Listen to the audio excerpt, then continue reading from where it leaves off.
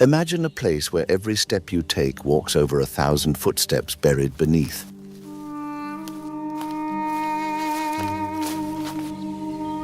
Anatolia is that place. Beneath its fields lie hunters who chased red deer, farmers who invented wheat, kings who spoke forgotten tongues, and riders who carried fire and steel across its plains. Empires came and fell, but the bloodlines never vanished. Instead, they layered, one upon another, until they became the people of modern Turkey.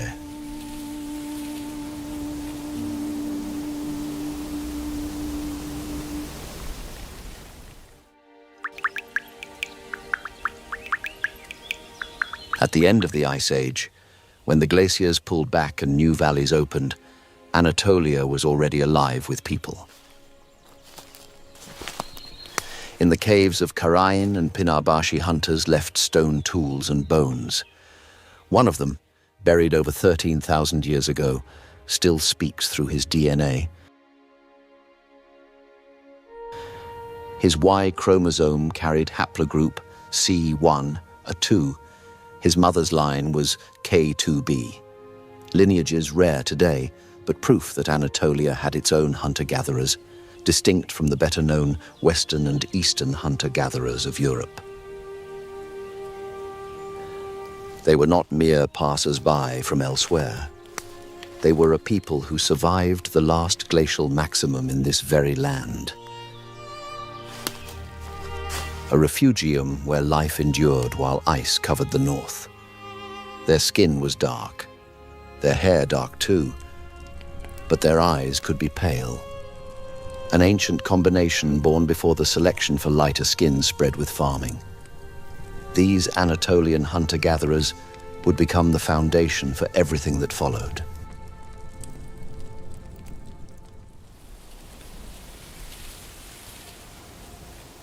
Around 9000 BC, the rhythm of life changed. On the slopes of Karacadağ, wheat was first domesticated. Sheep and goats were tamed. Barley was sown, and villages grew on the plateau.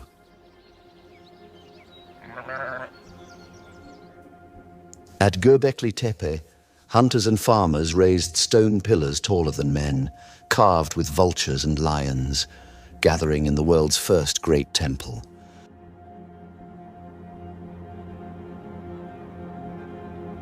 A little later, Çatalhöyük rose as a city of mud brick homes, thousands living wall to wall, painting their walls with scenes of hunts and gods, burying their ancestors beneath the floors. But genetically, the farmers were not newcomers. They were the children of those same hunter-gatherers. Ancient DNA shows that nearly 90% of their ancestry came from the Anatolian hunter-gatherers, with only small inputs from neighbors in the Levant, Iran, and the Caucasus. Fathers now carried haplogroups like G2A and J2. Mothers passed on N1A, K1, and T2. They carried a derived allele, giving lighter skin tones, a trait that spread with agriculture. When these Anatolian Neolithic farmers expanded into the Balkans and across Europe, they transformed the continent's DNA forever. Much of Europe's ancestry still flows from them, meaning that in a very real sense, Europe was born of Anatolia.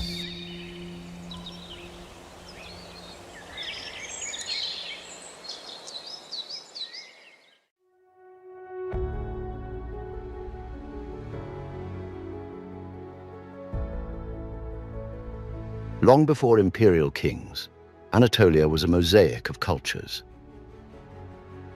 In the southeast, Halaf and Ubaid traditions linked it to Mesopotamia.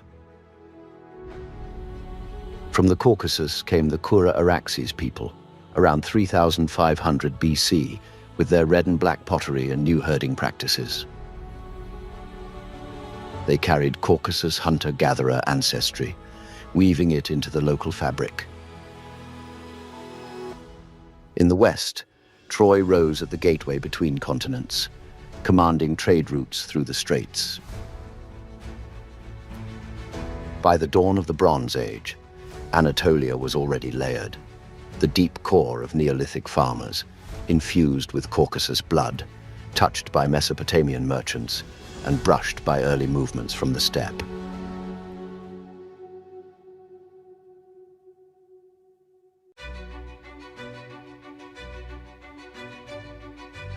Around 2000 BC, a new language appeared in Anatolia, Indo-European, spoken by the Hittites.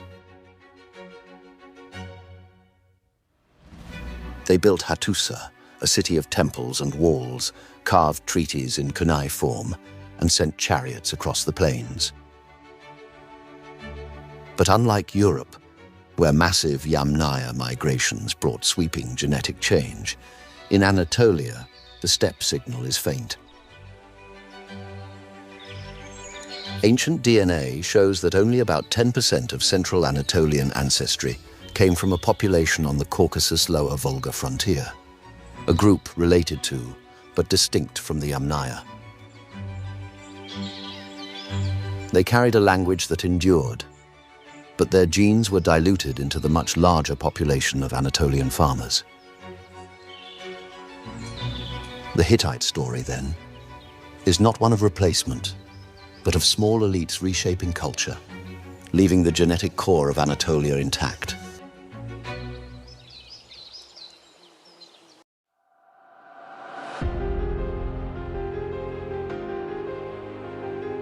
When the Hittite Empire collapsed, Anatolia broke into fragments.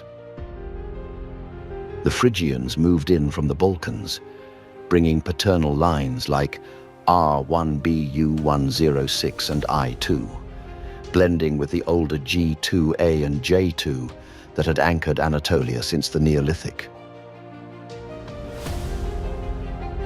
In the east, the Urartians rose around Lake Van, tied to the Caucasus, and carrying J1 alongside the enduring G2 a presence. In the west, the Lydians minted the world's first coins, their elites leaving traces of J2 and EM78, Mediterranean lineages long linked to trade and empire. Along the Aegean shores, Greek colonists settled in Miletus, Ephesus, and Smyrna. They brought haplogroups like EM123 and R1BM269, but again these mingled with the older Anatolian stock, rather than replacing it. When the Persians conquered, ruling from Persepolis to the Aegean, their aristocracy added threads of R1, AZ93 and J2, Eastern bloodlines woven into an already rich tapestry. Rome absorbed them all, and Byzantium carried Anatolia forward for 1,000 years.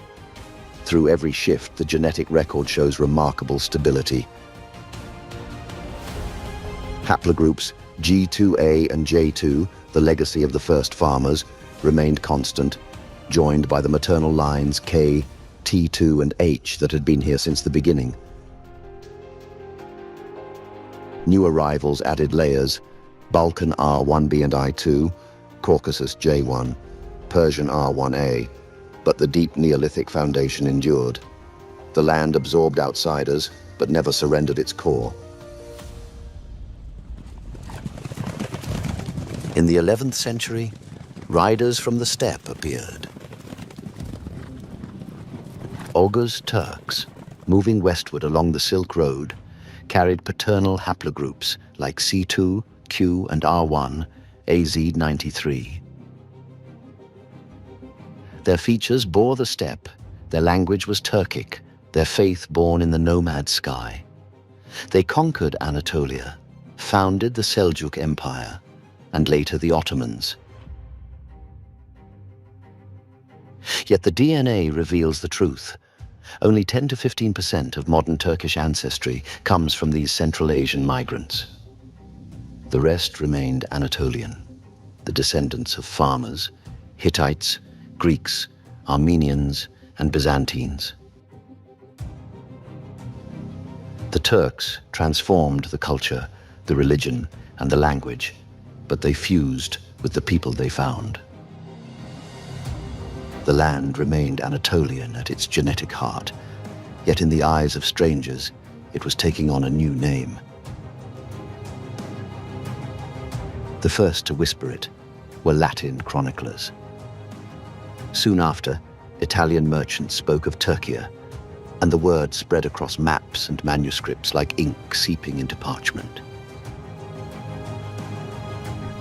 What had once been Anatolia, the land of Hatti, called Hatti by its kings, of the Hittites and Luwians, of the Urartians, Phrygians and Lydians, was now remembered abroad simply as the land of the Turks, Turkiye, or in English, Turkey.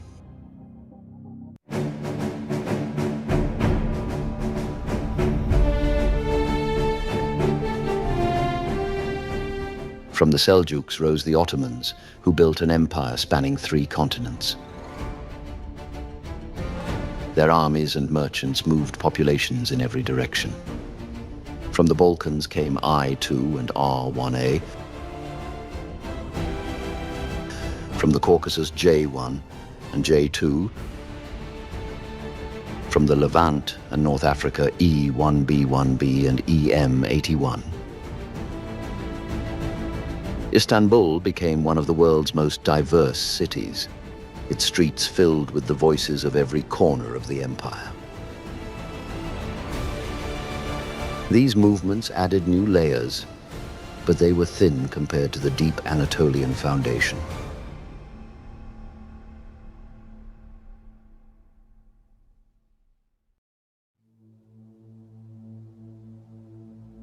Today, the DNA of modern Turks reflects a deep mosaic.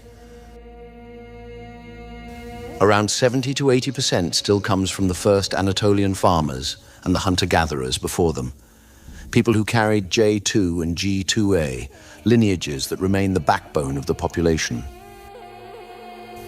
Their imprint is strongest in central Anatolia, the plateau where wheat was first sown and villages grew wall to wall.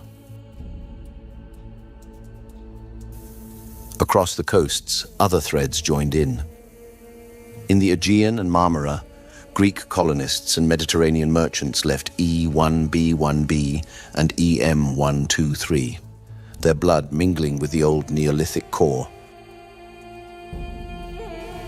In the south, Levantine and Armenian lineages added further depth, weaving trade and faith into the local fabric.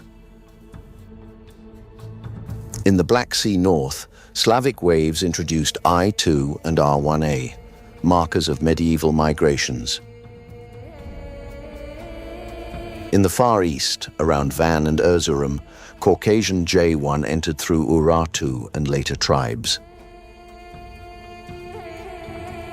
Yet the Central Asian Turks left their mark as well.